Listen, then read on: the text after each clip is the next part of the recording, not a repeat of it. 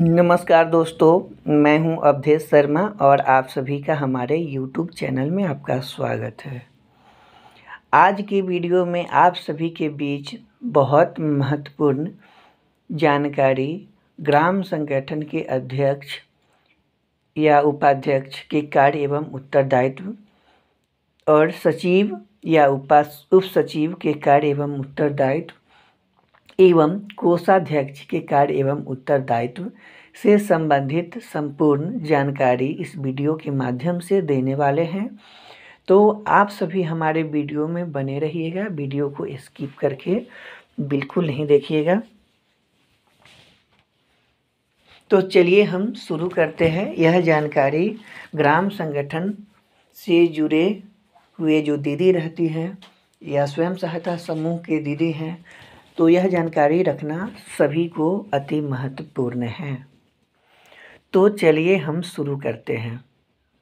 अगर आपने हमारे चैनल को सब्सक्राइब नहीं किया है तो हमारे चैनल को सब्सक्राइब कर लीजिए और बेल आइकन को प्रेस कर लीजिए, ताकि जीविका से संबंधित जो भी जानकारी दिया जाता है वो आपको जानकारी अच्छे से मिल सके। फिर होता है कि बाद में ढूंढना पड़ता है कि चैनल का नाम ढूंढिएगा, उस समय याद नहीं रहेगा, मतलब गलत सलत आप ढूंढ लीजिएगा और आप हमारा वीडियो से वंचित रह जाइएगा। तो उससे बेहतर है कि आप अभी ही सब्सक्राइब कर लीजिए। तो चलिए हम अभी शुरू करते हैं कि ग्राम संगठन या ग्राम संगठन के अध्यक्ष उपाध्यक्ष का क्या कार्य एवं उत्तरदायित्व है। तो सबसे फर्स्ट है कि ग्राम संगठन की तमाम बैठकों की अध्यक्षता करना। जैसे कि ग्राम संगठन में किसी भी प्रकार का बैठक होता है, ओबी मेंबर का हो या आम निकाय का हो या विशेष बैठक, किसी भी तरह का बैठक हो, उसका अध्यक्षता करना है। उसके बाद है कि चुनाव के मामले को छोड़कर निदेशक मंडल अथवा आम निकाय द्वारा निर्णय लिए जाने वाले किसी अन्य मामलों में बराबर मत प्राप्त होने की दशा में अपना निर्णायक मत देना। जैसे कि चुनाव जो होता है उसको छोड़ दीजिए, और जो निदेशक मंडल है या आम निकाय के द्वारा जो निर्णय लिया जाता है या किसी भी मामलों में, और उसमें जो बराबर मत यानी मत प्राप्त होता है, तो प्राप्त होता है तो उस दिशा में जो ज़्यादा मत प्राप्त होगा उसमें निर्णायक अपना मत देना है। उसके बाद है कि निर्देशक मंडल द्वारा निर्धारित नीतियों में या अंगीभूत संकल्पों में उल्लेखित निदेशक मंडल द्वारा प्रायोजित अन्य शक्तियों का प्रयोग करना। जैसे कि निदेशक मंडल जो होता है तो उनके द्वारा जो निर्धारित नीतियां है या अंगीभूत है और जो उनके में जो संकल्प लेते हैं, तो उसमें उल्लेखित जो भी निर्देशक मंडल द्वारा प्रायोजित अन्य शक्तियाँ हैं उसको प्रयोग करना है। फिर है कि अध्यक्ष वैधानिक दस्तावेजों पर एक हस्ताक्षर करता होगा। जैसे कि अध्यक्ष होंगे तो उपाध्यक्ष जी, जैसे कि उपाध्यक्ष का कार्य है उनका बैठक में देखरेख करना, अपना मिनट्स में हस्ताक्षर करेंगे, लेकिन जो वैधानिक दस्तावेज होता है तो उस पे अध्यक्ष का ही सिग्नेचर होगा। उसके बाद है कि ग्राम संगठन के बैंक खाता का संचालन करना। जैसे कि ग्राम संगठन का खाता खुल जाता है तो उसके बैंक खाता को संचालन करना है, मतलब जो भी लेन देन संपूर्ण होता है उसका ध्यान देना और उसका देखरेख करना और संचालन करना। उसके बाद है कि अध्यक्ष की अनुपस्थिति में उपाध्यक्ष बैठक की अध्यक्षता करेगा। दोनों की अनुपस्थिति में उक्त बैठक की अध्यक्षता किसी अन्य वरीय सदस्य द्वारा किया जाएगा। जैसे कि अध्यक्ष की अनुपस्थिति होता है तो उनकी जगह पे उपाध्यक्ष बैठक की अध्यक्षता करेंगे, या दोनों की अनुपस्थिति हो जाता है तो बैठक में जो अन्य सदस्य है अध्यक्ष, वो उनके द्वारा बैठक की अध्यक्षता किया जाएगा या अन्य वरीय सदस्य द्वारा। जैसे कि उपसचिव है, उपाध्यक्ष है या कोषाध्यक्ष है, किन्हीं के द्वारा। अब चलिए हम शुरू करते हैं, सचिव या उपसचिव के कार्य एवं उत्तरदायित्व क्या है। तो देखिए, कि ग्राम संगठन की तमाम बैठकों में शामिल होना तथा बैठकों के लिए लिए गए निर्णयों को लागू करना। जैसे कि ग्राम संगठन की बैठक में तमाम बैठक हो रहा है, उसमें शामिल होना है और उसमें जो भी निर्णय लिया गया है उसको लागू करवाना है। उसके बाद है कि ग्राम संगठन के कागजातों एवं संपत्तियों को देखरेख करना। जैसे कि ग्राम संगठन के जो भी रजिस्टर है तो वो ग्राम संगठन का संपत्ति है, तो उसका देखरेख करना और उसमें जो भी सामग्री खरीदारी हुआ है वो सभी का देखरेख सचिव के द्वारा किया जाता है। और जो ग्राम संगठन का रजिस्टर है तो रजिस्टर का भी देखरेख रख रखाव सचिव का कार्य है। उसके बाद है कि व्यवसाय और प्रशासन नियमावली के अनुसार ग्राम संगठन के कर्मचारियों का नियुक्त करना और उनके अधिकार एवं कार्य उत्तरदायित्व और वेतन का निर्धारण करना। जैसे कि व्यवसाय के लिए अगर कोई कार्य आता है और जो उसमें नियमावली है, प्रशासन के द्वारा जो नियमावली है, तो उसी के अनुसार ग्राम संगठन में कर्मचारियों को नियुक्त करना। मतलब जैसे कि जो भी जैसा जरूरी होता है उसके अनुसार कर्मचारियों को नियुक्त करना और उनके अधिकार बताना, उनका कार्य बताना, उनका उत्तरदायित्व बताना और उनका वेतन निर्धारण करना। उसके बाद है कि ग्राम संगठन के तमाम कर्मचारियों पर नियंत्रण करना। जैसे कि ग्राम संगठन में जितने तरह के कर्मचारी है सभी पे उनको नियंत्रण करना है। अब है कि ग्राम संगठन की ओर से पत्रों पर दस्तावेज दस्तखत करना और पत्राचार करना। जैसे कि ग्राम संगठन की ओर से किसी भी पत्र जैसे निकलता है, लिखा जाता है, तो उस पर दस्तखत करना और उस पर पत्राचार करना, उस पर मतलब सभी को पढ़कर सुनाना, जानकारी देना। उसके बाद है कि ग्राम संगठन के बैंक खाता का संचालन करना। जो ग्राम संगठन का बैंक खाता है उसका भी संचालन अध्यक्ष सचिव कोषाध्यक्ष तीनों के द्वारा किया जाता है। अगर उसमें कोई एक दीदी नहीं रहती है तो दो भी दीदी के द्वारा संचालन किया जा सकता है और किया जाता है। अब हम बताते हैं कि कोषाध्यक्ष का क्या कार्य है। तो सबसे अहम रोल कोषाध्यक्ष का ही है, सबसे ज़्यादा जिम्मेवारी कोषाध्यक्ष का है। तो जान लीजिए कोषाध्यक्ष का क्या कार्य है। तो इनका है कि ग्राम संगठन की तमाम बैठकों में शामिल होना। जब भी ग्राम संगठन का बैठक होता है तो उसमें इनको शामिल होना है। उसके बाद है कि निर्देशक मंडल के नियंत्रण में कोष का प्रबंधन करना और ग्राम संगठन की लेखा दुरुस्त रखने की व्यवस्था करना।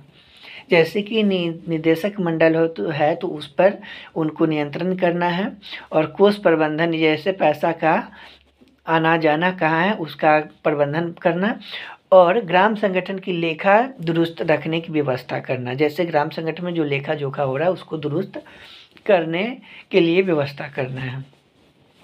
अब है कि ग्राम संगठन की तमाम बैठकों में वित्तीय हिसाब किताब पेश करना। जैसे कि ग्राम संगठन का जब भी बैठक होता है तो उसमें वित्तीय यानी जो भी आय व्यय हुआ उसका हिसाब किताब पेश करना है। उसके बाद है कि ऋण वापसी की जांच करना व संग्रह करना। जैसे कि ऋण ग्राम संगठन के द्वारा दिया गया है तो वो पैसा सही समय से आ रहा है या नहीं उसका जांच करना एवं संग्रह करना। उसके बाद है कि वित्तीय मामलों में उप समितियों को सूचना देना और सहायता प्रदान करना। जैसे कि कभी किसी भी तरह का ज़रूरत होता है तो उस मामले में उप समितियों को सूचना देना है और सहायता प्रदान करना है। उसके बाद है कि ग्राम संगठन का बैंक खाता का संचालन करना है। तो आप सभी जान गए कि अध्यक्ष सचिव कोषाध्यक्ष तीनों को ग्राम संगठन के बैठक का संचालन करना है।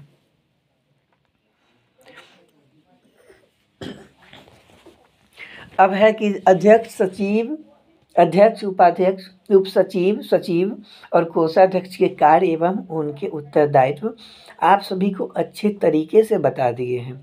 लेकिन अभी क्या हो रहा है, अध्यक्ष, सचिव, कोषाध्यक्ष या उप सचिव, उपाध्यक्ष अपने कार्यों में उतना जागरूक नहीं रहती हैं। क्या होता है कि जब बैठक होगा तो बैठक में ना अध्यक्ष पहुंचेंगी, ना उप सचिव पहुंचेंगी, ना कोषाध्यक्ष। कभी जैसे 5 पदाधिकारी है तो 5 में कभी 1 पहुंचती है, कभी 2 पहुंचती है। तो वैसा आप सभी बिल्कुल नहीं कीजिए। ग्राम संगठन पहले समझिए और जानिए कि ग्राम संगठन किनका है।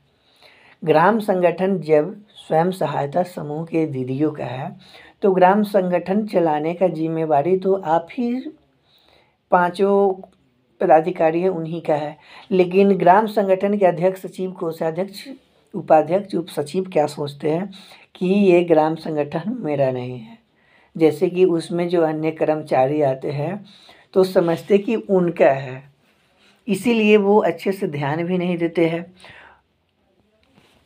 तो आप सभी जान लीजिए कि अध्यक्ष, सचिव, कोषाध्यक्ष जो भी कार्य होता है आप ही तीनों के द्वारा कार्य होता है किसी भी तरीक़े से। तो आप सभी अपना पद समझिए और अपना जिम्मेवारी अच्छे तरीके से निभाइए। जो अध्यक्ष का काम है वो अध्यक्ष, उपाध्यक्ष करे। जो सचिव का कार्य है सचिव, उप सचिव करे और कोषाध्यक्ष भी करे। क्योंकि बहुत बार ऐसा होता है कि कहने लगती हैं कि हमको कोई पेमेंट वगैरह तो नहीं मिलता है जो हम इसमें ध्यान देंगे। तो सबसे पहले सोचना है कि उसमें जो भी सदस्य जैसे कि अध्यक्ष, सचिव ही कोषाध्यक्ष ग्राम संगठन में आते हैं तो क्या उनको भी तो पेमेंट नहीं मिलता है। तो फिर अध्यक्ष, सचिव, कोषाध्यक्ष को कैसे मिलेगा। तो जब आप समझिए कि हमको ऐसे भी ग्राम संगठन में हमको जाना ही है, तो जाना है तो फिर आप अध्यक्ष से रहिए तो चाहे सचिव रहिए तो चाहे कोषाध्यक्ष रहिए तो आपको तो जाना ही है। लेकिन आप अध्यक्ष, सचिव, कोषाध्यक्ष का पद आपको मिल गया है तो आपके हाथ में पावर आ गया है, पावर मिल गया है। तो उस पावर को आप इस्तेमाल करिए और उस पावर को इस्तेमाल करिएगा तो आपके लिए भी बेहतर होगा कि आपके ग्राम संगठन अच्छे तरीके से चलेंगे और जो लेन देन करने में भी आसानी रहेगा और आपके ग्राम संगठन में फ़ायदा भी हो सकता है। क्योंकि जब लेन देन अच्छे तरीके से होगा तो अच्छे से आपको ग्राम संगठन में फ़ायदा भी होगा। फ़ायदा होगा तो उससे लाभ तो आप सभी जो उसमें तमाम समूह जुड़े रहेंगे सभी समूहों को ही फ़ायदा मिलेगा। तो इसलिए अब हर बार अपना ही फ़ायदा नहीं देखना चाहिए। तो इसलिए आप लोग समझ जाइए, ऐसे भी ग्राम संगठन के अध्यक्ष, सचिव, कोषाध्यक्ष रहते हैं तो उनको आने जाने में ग्राम संगठन में, फिर उनको जहाँ ट्रेनिंग मिलता है वहाँ जाने में, बैंक में जाते हैं तो वहाँ जाते हैं तो उनको अच्छी बात जानकारी भी मिलता है और उनको आते जाते क्या होता है कि अनुभव अच्छे तरीके से हो जाता है जीविका से संबंधित। और उसी में किसी भी पोस्ट का बहाली निकलता है तो उनको उनके लिए क्या होता है कि उनको चयन कर लिया जाता है क्योंकि उनको पूरा हर बात जानकारी हो जाता है और अच्छे तरीके से क्या जैसे वहाँ जो इंटरव्यू में पूछा जाता है तो क्या पूछा जाता है, नहीं पूछा जाता है, वो उनको उसमें कार्य करते करते बहुत जानकारी हो जाता है तो उनको भी अच्छे काम मिल जाता है। तो इसलिए ऐसा नहीं सोचिए कि हर समय फ़ायदा ही के ध्यान में रहे। फ़ायदा आपको मिल सकेगा लेकिन आप अपना कार्य अच्छे से कीजिएगा तब आपको ज़रूर फ़ायदा मिलेगा। क्योंकि ग्राम संगठन में बहुत सारा कार्य आता है तो उसमें आप ऐसा होइए कि आप नज़र में सबके बने रहिएगा तो आपको जो भी कार्य आएगा वो अध्यक्ष, सचिव, कोषाध्यक्ष को ही दिया जाता है। चाहे कोई अगर पद खाली होता है तो उस पद पे सबको मालूम रहता है कि आप अच्छे से कार्य कर रही हैं, आपको जो भी ग्राम संगठन से संबंधित जानकारी है वो आप जान गई हैं। तो चलिए एक बार इनको मौका दिया जाए कार्य करने के लिए। तो इसलिए आप सभी अच्छे से कार्य करिए, आप सभी को मौका ज़रूर मिलेगा और जीविका में बहुत बहाली भी आता है। अगर आपका चलिए अब हम इतना ही पे क्लोज करते हैं क्योंकि वीडियो बड़ा हो जा रहा है। आपको जीविका में जो बहाली तमाम तरीके के आता है उससे भी संबंधित आप सभी को जानकारी देने वाले हैं। कैसे एग्ज़ाम होता है, कैसे फॉर्म फिलअप होता है, कब एग्ज़ाम होता है, क्या पूछा जाता है, उस सभी से संबंधित आप सभी को जानकारी नेक्स्ट वीडियो में देंगे।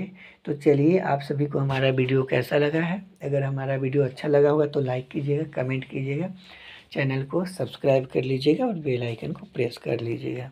तो आप सभी का हमारे वीडियो में बने रहने के लिए बहुत बहुत धन्यवाद। सभी को एक साथ बाय बाय।